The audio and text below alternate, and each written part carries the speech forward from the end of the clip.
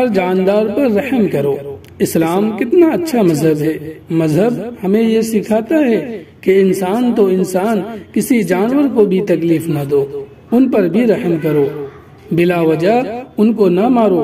حضور صلی اللہ علیہ وسلم نے فرمایا پرندوں کو ان کے گھونسلوں میں رہنے دو، یعنی بلا ضرورت ان کو نہ نکالو۔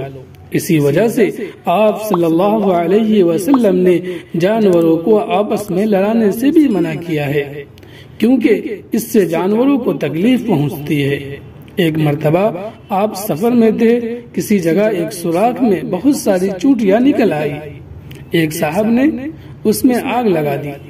حضور صلی اللہ علیہ وسلم کو جب اس کی خبر ہوئی تو آپ صلی اللہ علیہ وسلم نے اس پر اپنی ناراضگی کا اظہار فرمایا اور فرمایا کہ اللہ کے علاوہ کسی کے لیے جائز نہیں ہے کہ وہ کسی جاندار کو آگ سے جلائے۔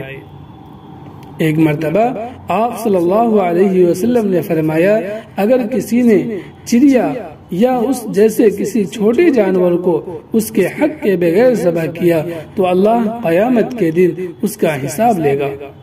صحابہ نے پوچھا اے اللہ کے رسول اس کا حق کیا ہے؟